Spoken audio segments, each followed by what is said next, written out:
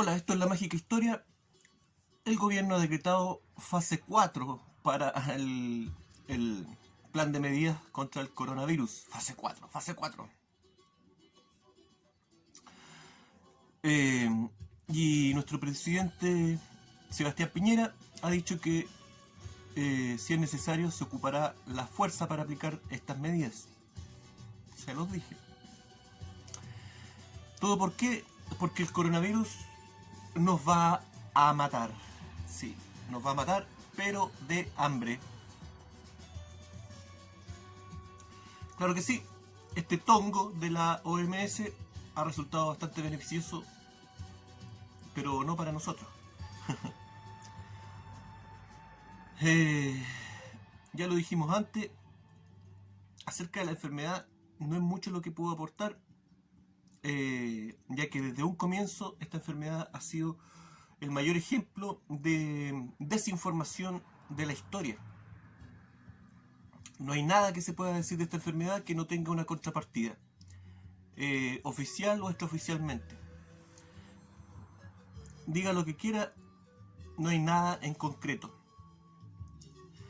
Lo que sí queda claro es que no es el coronavirus una pandemia lo suficientemente seria como para aplicar todas las medidas que la OMS ha obligado a aplicar, poniéndole la pistola en la cabeza a la población de muchos países, incluyendo ahora Chile.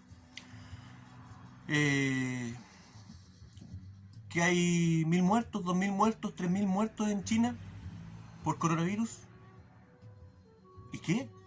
China tiene 1000 millones de habitantes, más de 1000 millones de habitantes. Que se mueran 3000 chinos en época invernal. Discúlpenme, pero no justifica una cuarentena de 100 millones de personas. Lo mismo para Italia. En Estados Unidos creo que son cifras normales de influenza durante el invierno, son de millones de contagiados y miles de muertos, decenas de miles de muertos. Pero la OMS no declara, durante el invierno no declara una pandemia a la influenza como una pandemia mundial. Es más, se adelantaron, a pesar de que quisieron demostrar lo contrario, se adelantaron a nombrar al coronavirus como una pandemia. ¿Por qué? Porque eso le da múltiples poderes, y lo consiguieron. Y nombraron el coronavirus como pandemia, pero a la fuerza. Claro que sí. ¿Por qué? Porque una pandemia, para ser considerada pandemia, la enfermedad tiene que estar presente en todos los continentes. Ese fue el caso del coronavirus. Esperaron de que estuviera presente en todos los continentes. Y claro, estaba presente en todos los continentes cuando la declararon una pandemia. Pero en el caso de Sudamérica, aunque estuviera la enfermedad presente, no era un brote. Eran casos importados de gente que ya estaba enferma.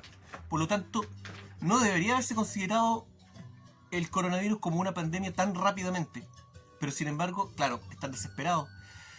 ¿Para qué? Para ver hasta dónde pueden llegar con el control no solo de la población, sino que ya ahora de gobiernos y de estados. Y lo consiguieron. En este momento la OMS, ¿cierto?, tienen que estar celebrando el mayor tongo de la historia y el mayor control sobre, ya ni siquiera sobre la gente común, sino que ahora sobre los gobiernos. Entonces, la OMS, ¿cierto?, esta ala, esta rama sanitaria de la ONU, ¿cierto?, ha logrado que el globalismo apriete con su garra, ¿cierto?, a los países globalizados. Lo veíamos en el otro video, mágicamente el coronavirus no afectó al Asia Central, afectó muy poco a Rusia, afectó muy poco a Corea del Norte, en fin. Claro, usted me va a decir nuevamente, ¿cierto?, pero son países que están con un régimen autoritario, son gobiernos dictatoriales, ¿cierto?, que manejan las cifras. Y la OMS no maneja las cifras. Discúlpeme, pero si usted se cree todo lo que sale en la televisión, debe ser una persona muy ilusa. Claro, e insisto, son cifras que no se escapan a los niveles normales de contagio y de muertes durante el periodo de invierno en los países, sobre todo en estos países ampliamente poblados. En fin, pero hay otra cosa, hay otra ganancia con el tema del coronavirus. Dije, el coronavirus nos va a matar de hambre, claro, porque aquí se está escondiendo el otro problema, ¿cierto? Que es el problema del petróleo. Vamos con el corona petróleo virus.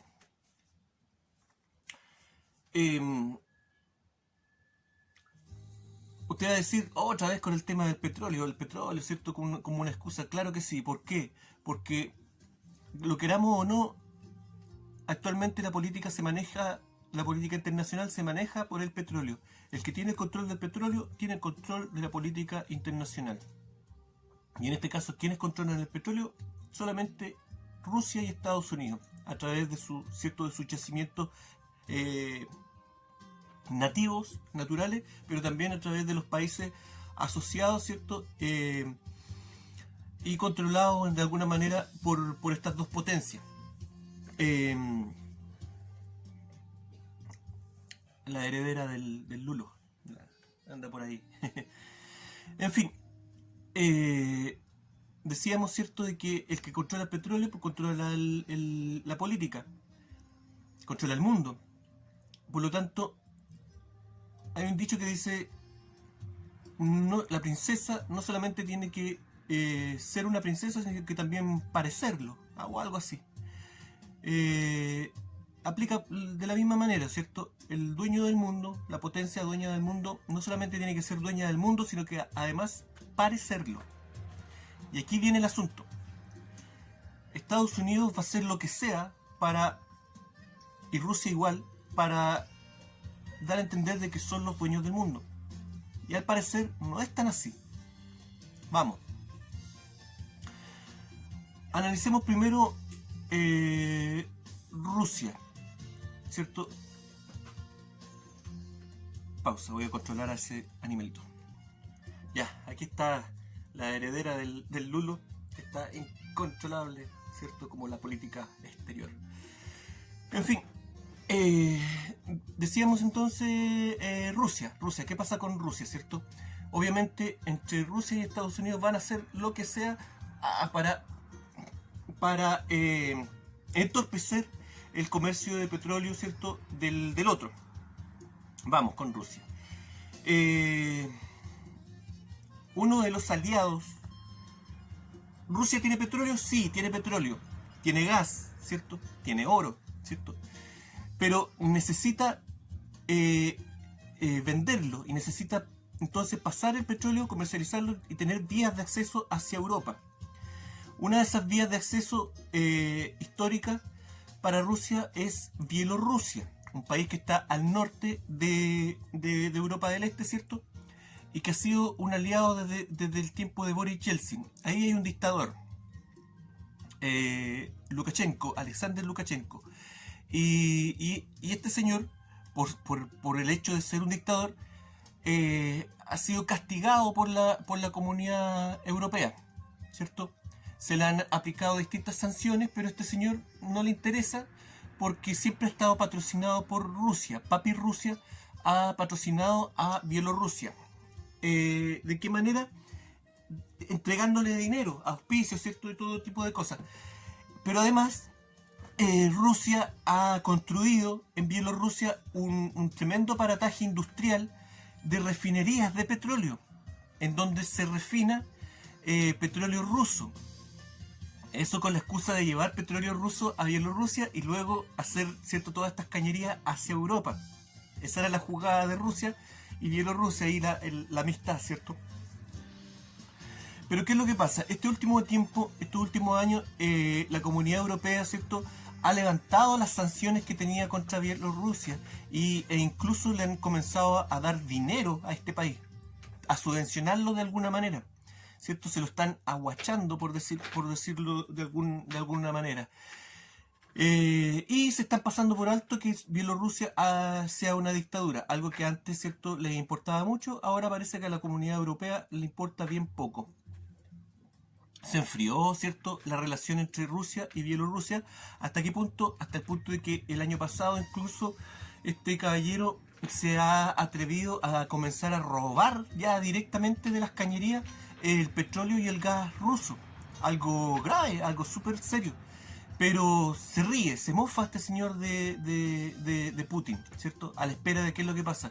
Se encuentra muy confiado este caballero, ¿cierto? Quizás cuáles son los poderes que están detrás de este señor y que lo están apoyando en este momento para que él se sienta tan confiado. Sobre todo teniendo en cuenta de que él se expone a que Bielorrusia se transforme en una suerte de Ucrania, ¿cierto? Castigada por Rusia cada vez que Ucrania ha querido levantar el dedo, levantar el puño, ¿cierto? Y tratar de separarse un poco de esta influencia. En fin, dejemos un poquito el tema de Bielorrusia, ¿cierto? Está complicado, está tenso el asunto. Sigamos. ¿Por dónde más puede pasar Rusia su petróleo? A través del Cáucaso, los países del Cáucaso, ¿cierto? Y allí también Rusia también tiene tuberías, ¿cierto? Y que pasan finalmente por Georgia y que llegan al Mar Negro, ¿cierto? Hay toda una ruta ahí desde el Mar Caspio, ¿cierto? Llegando hasta el Mar Negro y por ende hasta Turquía. ¿Qué pasa ahora? Turquía, el presidente de Turquía ha tomado una posición parecida a la del de Bielorrusia, ¿cierto? Está bastante patudito con Putin y no le hace caso. Y este señor ha tomado una actitud bélica contra Siria, contra Libia, ¿cierto? Y está provocando, y una actitud muy patuda frente a Rusia. Es obvio de que estos dos países, tanto Bielorrusia como Turquía, están ahí esperando quién nos ofrece más, ¿cierto? Esa es una jugada bien fácil. El tema aquí es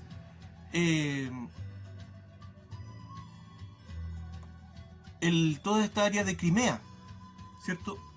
En donde Turquía puede ejercer alguna presión. Y allí Rusia va a decir, hasta aquí nomás te llegó.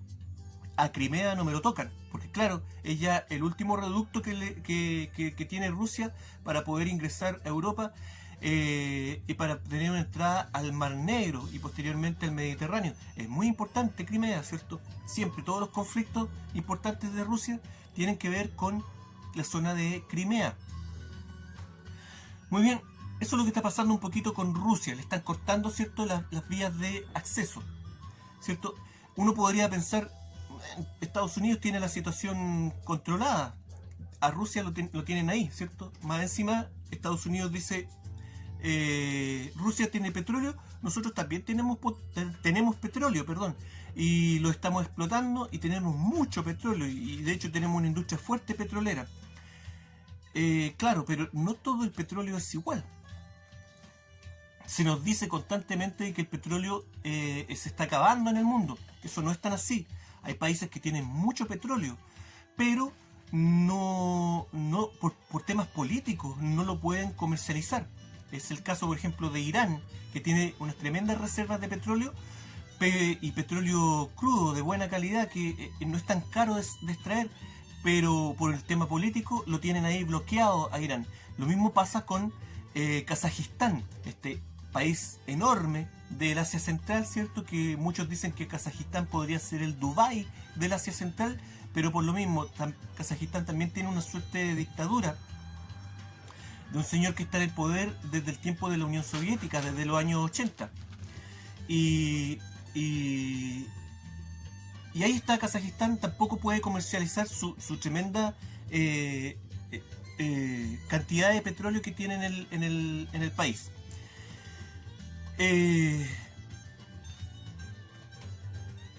Pausa, estoy peleando con el...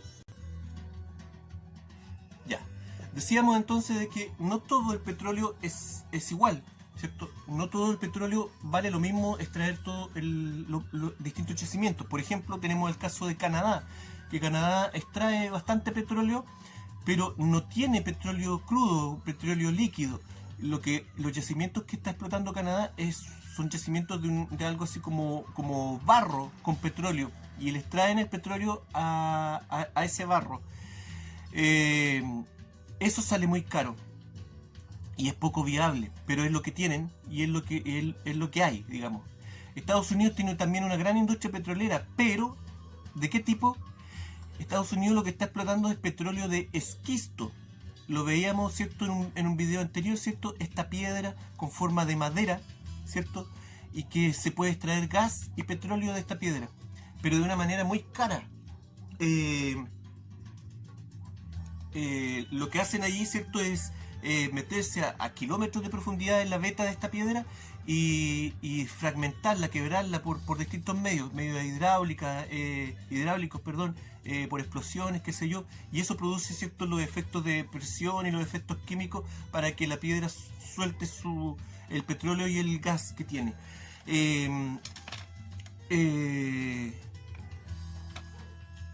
De hecho, es tan caro este asunto de que toda esta industria en Estados Unidos no produce ganancias, produce pérdidas, produce cifras rojas. Y eso ha arrastrado a Estados Unidos a una recesión escondida.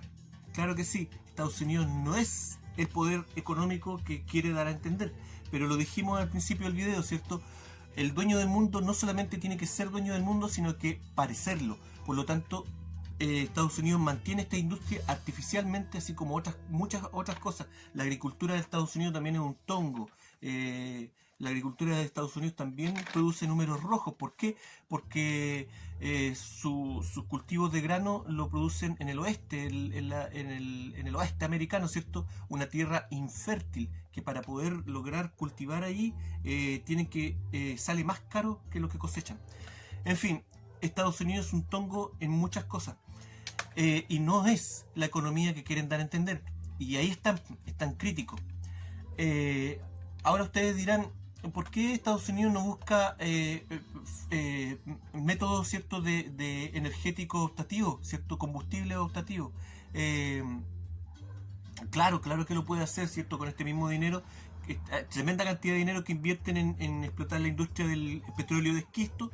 Podrían buscar, ¿cierto?, medidas alternativas, ¿cierto?, como el combustible que sacan del aceite de palma y que ecológicamente es terrible. Pero podrían hacerlo. ¿Cuál es el problema? Que la gente que tiene el dinero y que invierte en energía, que invierte en combustible, no quieren escuchar otra cosa que no sea petróleo. Solo invierten en donde hay petróleo. El resto de ideas o de propuestas, por lo menos para la gente que tiene dinero, no sirve, no existe. Por lo tanto, Estados Unidos se ha visto en la necesidad de mantener artificialmente esta gran industria petrolera que es falsa y que lo está llevando, ¿cierto?, a una recesión encubierta. Más encima, en todo este proceso, tenemos el tema de que China, ¿cierto?, estos últimos años ha comenzado a abrir la nueva ruta de la seda. ¿Para qué? Para comercializar directamente con Europa sin tener que depender del océano, de las vías transoceánicas. ¿Y hasta dónde llegó China con su trencito? ¿Pasándolo por dónde? Por Kazajistán. Nuevamente el Asia Central. Llegaron hasta Irán, hasta Teherán. Hasta ahí nomás llegaron, ¿cierto? Y Estados Unidos dijo, chuta, más encima tenemos este problema del petróleo y tenemos más encima que competir con China. ¿Cuál puede ser la solución? ¡Ting! Coronavirus. Claro que sí.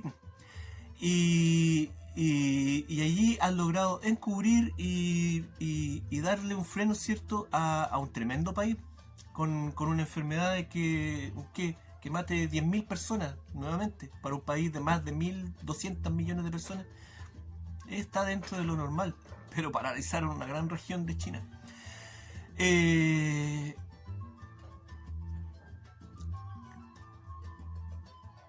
Me perdí.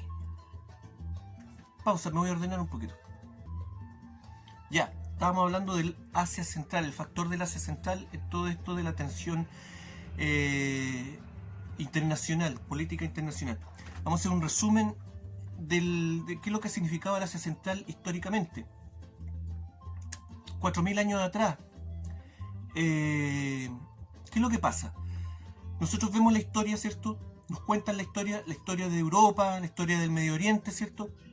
pero no vemos lo que pasa más al este. ¿Qué sucedió en el Asia Central? ¿Qué sucedió en Siberia? En Siberia estuvo siempre despoblado, pero lo que pasa es que no sabemos lo que ocurrió allí, ¿cierto? No queda en registro, pero sí podemos ver, por lo menos las personas que pensamos, podemos ver que hay un efecto dominó, y la historia del Medio Oriente y de Europa viene a ser el último tramo de este efecto dominó. Vamos, 4000 años atrás cae el imperio asirio, ¿cierto? Comienza el imperio babilonio. Distintas guerras, ¿cierto? Estuvieron también algunas tribus árabes metidas de por medio. ¿Y quién llegó? ¿Quién llegó desde el Asia Central, ¿cierto? Los hititas, ¿cierto? ¿Y conquistaron qué territorio? Turquía, lo que hoy conocemos como Turquía. Luego llegaron los Hicsos, provenientes ¿de dónde? Desde el Asia Central, ¿cierto? Empujados por alguna guerra o algo, también posiblemente desde Siberia. Luego los persas, ¿cierto? Se conocen, ¿cierto? Las guerras de los persas contra los griegos, ¿cierto? La batalla de Maratón, qué sé yo, todo eso ultra conocido, pero poco se sabe de las guerras de los persas con los pueblos del norte, con las tribus del norte, ¿cierto? Presionadas seguramente por lo que pasaba en el Asia Central y en Siberia, y se veían obligados a invadir hacia el sur, el imperio persa. Roma, ¿cierto? Vemos en la historia de Roma, ¿cierto? Y vemos cómo Roma fue invadida por los hunos, ¿cierto? Pero no sabemos qué problema tenían los hunos en el Asia Central con la gente de más al este. Nuevamente, la misma situación. Solo vemos, ¿cierto?, que los hunos ingresan, ¿cierto?, al imperio romano, pero impulsados, motivados quizás por qué situación. Lo mismo luego, ¿cierto?, con las hordas de los bárbaros, germanos, godos, visigodos, ¿cierto?, que terminan por aplastar el imperio romano. También esos pueblos, ¿cierto?, venían arrastrados, ¿cierto?, por conflictos también provenientes del Asia Central, provenientes de Siberia. Más adelante, el imperio bizantino, ¿cierto? Los turcos, los verdaderos turcos del Asia Central, ¿cierto? No los turcos después del imperio otomano. Los verdaderos turcos originales, ¿cierto? Esta cultura turcomana proveniente del Asia Central, ¿cierto? Invade el imperio bizantino.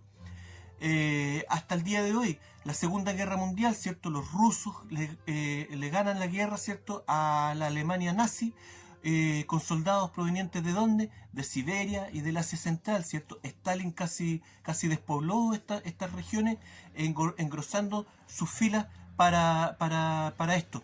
En fin, el Asia Central siempre desestabilizando el asunto. Por lo tanto, ojo ahí.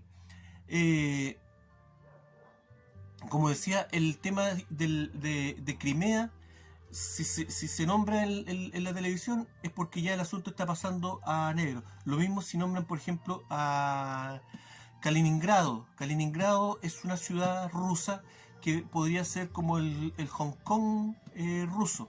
Como el Hong Kong para China, Kaliningrado es para Rusia. Kaliningrado es una ciudad rusa, pero que no queda en Rusia, queda entre Polonia y Lituania, ¿cierto? Y tiene un acceso al mar Báltico, es un puerto con acceso al mar Báltico, una ciudad altamente industrializada, una ciudad también altamente militarizada, está protegida, ¿cierto? Su área marítima, ¿cierto? Rusia siempre mantiene una flota ahí constante. También Rusia tiene en la tierra tiene bases militares con misiles de largo alcance que le da ahí a Rusia un poder de ataque prácticamente para Europa completo. Esta ciudad que tiene aspecto europeo, ¿cierto? Porque era una ciudad de alemana antiguamente, prusiana, pero que hoy en día no está habitado por europeos, obviamente, pero tampoco por rusos. ¿Quiénes habitan Kaliningrado? Son inmigrantes del Asia Central, que trabajan allí en la industria, en la tremenda industria que tiene esta ciudad. Por lo tanto, si algo sucede ahí en Kaliningrado, esa gente se va a ver afectada y se va a ver involucrado a la gente del Asia Central. En fin, hay tensión por todos lados. Estos bastardos nos han arrastrado, ¿cierto?, a una recesión. Ya Chile, hoy día ya se anunció que está siendo afectada la economía chilena. Claro, porque el coronavirus nos tiene mal, nos tiene afectados. el coronavirus nos va a matar, sí, nos va a matar de hambre, eso. Eh, por lo tanto, vamos con el coronavirus, pues hablemos un poco del coronavirus. Como les dije al principio, bien poco les puedo hablar de la enfermedad porque la información que hay es bastante mala. Lo que sí les puedo decir es que no sacan nada, no sacamos nada, perdón, con ir al supermercado y llenarnos con productos de limpieza, ¿cierto? O usar mascarillas, nada de eso nos va a servir. Esto, imagínese usted, por ejemplo, qué sé yo, durante el invierno, ¿cierto? Un brote de gripe, un brote de influenza. ¿El Estado lo puede detener de alguna manera? Claro que no, claro que no. Son enfermedades altamente infecciosas. Y si el coronavirus es lo que dicen ser, es más infeccioso todavía. No hay nada que podamos hacer que evite que nos contagiemos. Les pongo un ejemplo.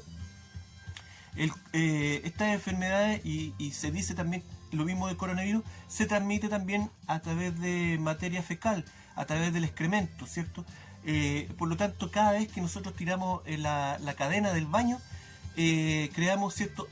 Gotitas de aspersión microscópicas y muy livianas, y que por lo tanto se transportan por el aire a largas distancias.